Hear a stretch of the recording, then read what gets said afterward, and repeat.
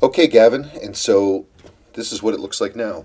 Obviously, it's quite different than the last time you saw it. I was able to save. I know that there's. I'm going to show you all the parts, and I know it looks like a lot of parts, and it is a lot of parts. But I was able to save a large amount of this movement. There's your There's your new framework with ball bearing. That's the winding bridge right there. There's the brand new one. This is a good. This is the winding weight there.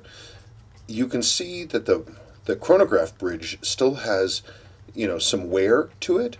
That's original, but the bridge itself I was able to save despite it being caked with corrosion. I had to clean it with magnification and with the tools and with a chemical I used to neutralize and loosen up rust. But it's like underneath where the winding bridge was just solid rust. Your train bridge, which is right here, that was real borderline. Again, you can see it's sort of scratchy and sort of pecky looking here. This whole thing was just plated with corrosion and oil, and there was oil everywhere. But it is all better now. But I mean, the rust. The problem with rust is it gets everywhere.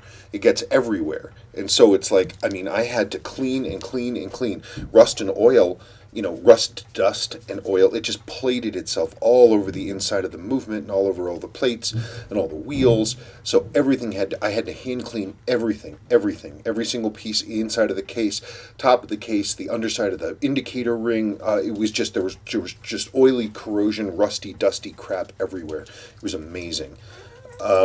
I'm going to put this back on because it'll make me happier to have that on. This is the replacement case back. It's good used. It's original. It's correct for this model.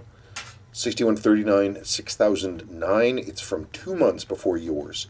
Your dial was dated January 1970. This back is November 1969. Anyway, but here's the watch. You can see it's a lot cleaner than it was.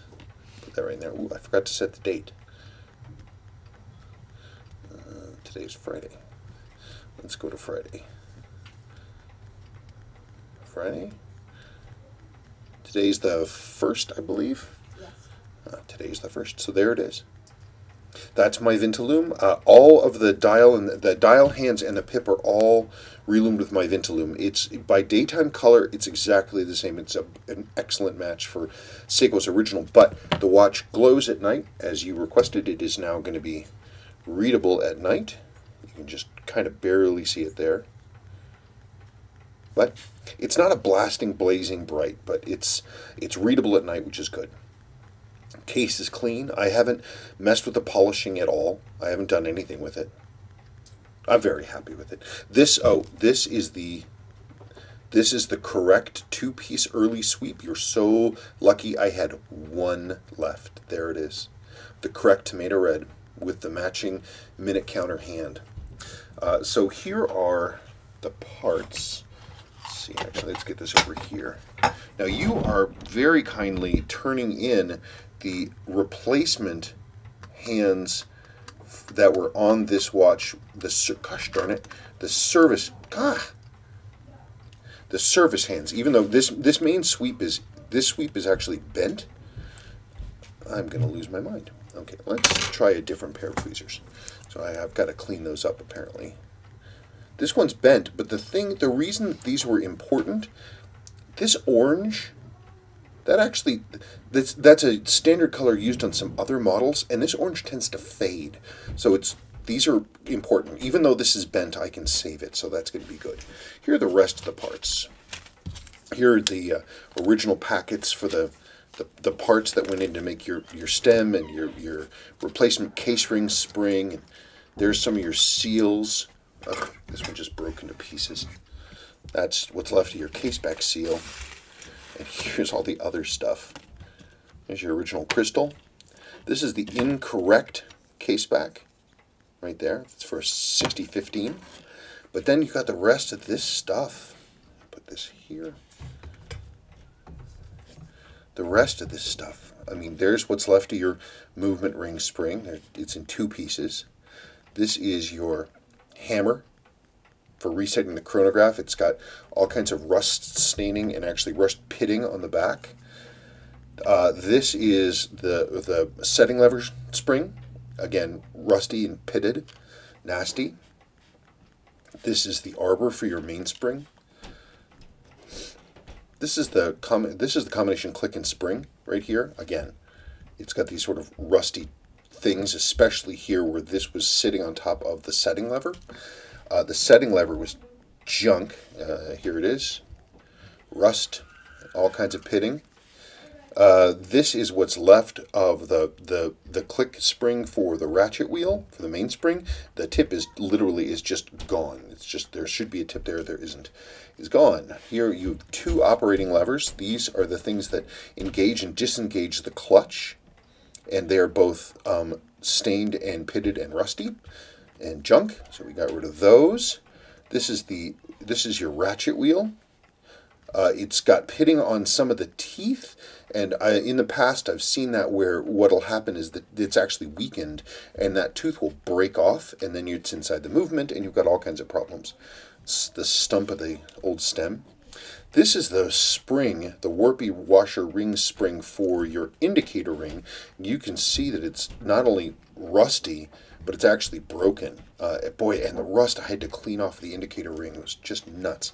And this is what's left of your winding assembly. I can't even really get it apart. It's rusted into a solid block. So all the parts that are in there, it's the rest and the reduction wheel and the bridge itself and the pawl lever. Of course, the screw is missing for the winding weight, and the winding weight was as well. And then you had a bunch of other parts that were just, these are all bad screws. These are some of the remains of those are the remains of the seals, the button and the crown seals.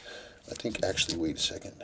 There's another piece of it, because all that stuff's going to come back to you, and you can just enjoy the heck out of it. Anyway, but that's it. All this stuff, all these things, and all of a sudden you've got a watch again. So that was tremendous fun. Oh, and so the stem I also made, the stem is all correct Seiko. Everything that went into this is Seiko. So it is once again original. It really is amazing, though, that before the crown broke off and water got into the watch, this watch was actually in pretty decent condition.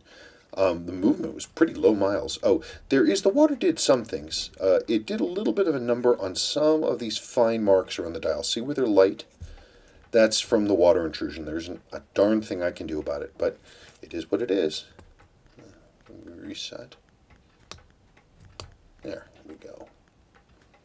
I made the reset on this one a little light. One of the things that was borderline on this watch, as I said, was the train bridge, and the tab that's for the reset lever that sits up against that actually pushes the hammer, had a little bit of corrosion on the edge.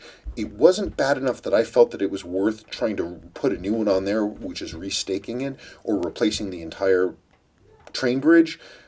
But I did lighten up the reset a little bit. So you saw when I reset it there, it kind of was a little slow. And there's a reason for that. I don't want too much force going into the watch if I can avoid it. That's really about it. Like I said, lots of fun. Lots and lots and lots and lots of fun. Cool. All right. Thank you so very, very much. I hope you have a long time to have fun with and enjoy this watch. Okay. Bye-bye. Well, I'll clear this stuff away. Let's make this look a little... Ugh, look at all this stuff. Oh, this, by the way, I forgot to tell you. This is that is the upper mainspring arbor that came out of the train bridge, because this one now has arbor jewels top and bottom. So it's a 19 jewel now. Okay, now we're going. All right, bye-bye.